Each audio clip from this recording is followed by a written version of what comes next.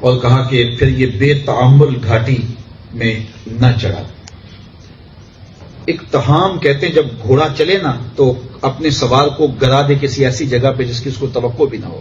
تو اب کہتے ہیں گھوڑے نے جو ہے اس کو ایسی جگہ پہ گرا دیا جہاں اس کو توقع نہیں، بغیر کسی سوچے سمجھے جب انسان کسی جگہ چھلانگ لگائے تو اس کو اقتحام کہتے ہیں۔ اللہ تعالیٰ فرماتا فَلَقْتَحَمَ الْعَقَبَةَ،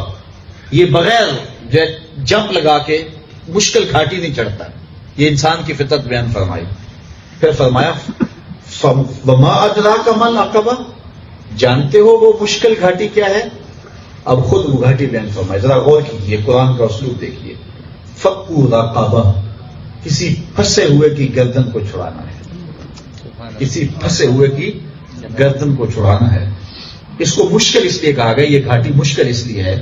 کہ انسان اپنے آپ کو مشکلات میں نہیں ڈالتا، پھر اپنے لیے تو بعض کا ڈال لیتا ہے لیکن کسی کے لیے اپنے آپ کو مشکلات میں نہیں ڈالتا۔ تو اللہ تعالیٰ فرمایا کہ وہ مشکل گھاٹی ہے کیا؟ کسی پھنسے ہوئے کی گردن کو، غلام کو چھڑانا ہے، کسی مقروض کو چھڑانا ہے، کسی پھنسے ہوئے کی گردن کو چھڑانا ہے۔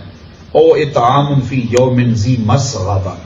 اور بھوک کے دن کسی کو کھانا کھلانا ہے۔ مسغبہ خالی بھوک کو نہیں کہتے، اس بھوک کو کہتے ہیں جس کے ساتھ تھکن بھی ہو، کوئی شخص بھوکا بھی ہو اور تھکا ہوا بھی ہو، اس شخص کو کھانا کھلانا۔ چونکہ تھکے ہوئے شخص کو جب آپ کھانا کھلائیں گے تو آپ کو خود تردد کرنا پڑے گا، اس کے پاس جا کے اس کو کھلانا پڑے گا۔ جو تھکا ہوا نہیں، تازہ دم بھوکا ہوگا، وہ تو پھر آپ کے پاس آ جائے گا اور پھر آپ کی وہ تعریف بھی کر دے گا، اور پھر جو ہے وہ جو آپ نے خیرات کی اس کے وہ ڈنڈورے بھی پیٹ دے گا۔ لیکن تھکا مارا معاشرے کا پسا ہوا وہ شخص کہ جو بولنے کی سکت بھی کھو بیٹھا ہے، اس کو کھانا کھلانا یہ مشکل گھاٹی کہا گیا ہے۔ یتیمن ذا مقربہ، اور اس کی تشریح ہے یہ، وہ ایسا یتیم ہے جو قریبی رشتہ دار ہے، کیونکہ قریبی رشتہ دار یتیم کو جب انسان کھلاتا ہے، اس کی مدد کرتا ہے، تو معاشرے سے داد نہیں ملتی، اس لیے کہ لوگ کہتے ہیں کہ اپنے بھتیجے کو، اپنے بھانجے کو، اپنے عزیز کی مدد کر رہا ہے نا، تو اس کی نہ تو اس کی اخبار میں فوٹو چھپوائی جا سکتی ہیں، اور نہ جو ہے وہ اس کو قطار میں کھڑا کر کے جو ہے وہ آپ مجمع عام کے اندر دے سکتے ہیں، اس کو ظاہر مخفی دینا پڑے گا، تو وہ نفس کے اوپر شاق ہوتا ہے۔ تو کہا یتیمن ذا مقربہ او مسکینن ذا متربہ، یا ایسا مسکین جو خاک نشین ہو، کہ اس کی مسکنت نے اس کو مٹی سے ملا دیا، اور وہی حال کے جو ہے وہ اس کے اندر ساری سکتیں دم توڑ گئی ہیں، تو اس پر نفس پہ چوٹ پڑتی ہے۔ بلکہ ایک روایت میں آتا ہے کہ بہترین صدقہ وہ ہے جو تم ناراض رشتہ دار کو دو، جو رشتہ دار تم سے ناراض ہو، تم سے روٹھا ہوا ہو اور تمہاری مخالفت بھی کرتا ہو۔ تو نفس تو یہ کہتا ہے اس کو اور دباؤ،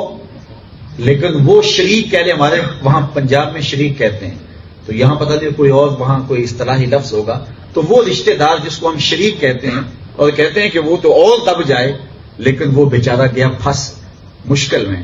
تو اس جس نے ساری زندگی ہر موقع پہ، ہر شادی پہ، ہر بیاہ پہ، ہر تکلیف پہ تمہیں دکھی کیا، تکلیفیں پہنچائیں، اذیتیں دی، تمہارے مقابل کھڑا رہا،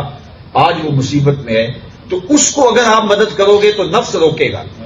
تو سب سے بہتر صدقہ وہ ہے جو ناراض رشتہ دار کو کیا جائے، اس لیے اس میں نفس شامل نہیں ہوگا، جس میں نفس شامل نہیں ہوگا وہاں رب کی رضا شامل ہوگا۔ تو یہ یتیم اور مسکین لوگوں کو جو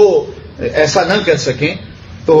ان کی مدد کرنا مشکل ہوتا ہے، نفس پہ شاق ہوتا ہے۔ اللہ فرماتا ہے یہ مشکل گھاٹی ہے، اور عمومی طور پہ لوگ نہیں چڑھتے، لیکن جو لوگ ان مشکل گھاٹیوں کو عبور کرتے ہیں پھر اللہ تعالیٰ ان کو فراز عرش کی بلندیاں میں نصیب فرماتا ہے۔ ثم كان من الذين آمنوا وتواصوا بالصبر وتواصوا بالمرحمہ، ساتھ یہ بھی ارشاد فرمایا پھر ہو ان سے جو ایمان لائے، غربا، مساکین، یتاما کی مدد۔ آج مغرب میں جائیں تو وہ کتوں اور بلیوں کے حقوق کا بھی خیال رکھتے ہیں، اور ہم بہت خوش بھی ہوتے ہیں، لیکن ان کے پاس ایمان نہیں ہے۔ تو یہ جو اعمال صالحہ کیے جاتے ہیں ایمان کی شرط کے ساتھ، وہ اللہ تعالیٰ کی رضا کا سبب ہو۔ وہ جو اعمال کرتے ہیں، غریب کو، مسکین کو، لاچار کی مدد کر دیتے ہیں، دنیا کے بہت سارے معاشرے ہیں، اس سے ان کو دنیا میں تو فوائد ملتے ہیں، ان کو باطن کا کچھ سکون بھی مل جاتا ہے، کیونکہ دکھی کی مدد کرنے سے باطن کو قرار ملتا ہے اور روح کو تسکین ملتی ہے، لیکن اس کا آخرت میں کوئی حصہ نہیں ہے جس کے پاس ایمان کی دولت نہیں ہے۔ تو سب سے بڑی دولت اللہ نے جو عطا کی ہے، جس پر ہم نے شاید کبھی اتنا شکر ادا نہیں کیا، وہ دولت ہے۔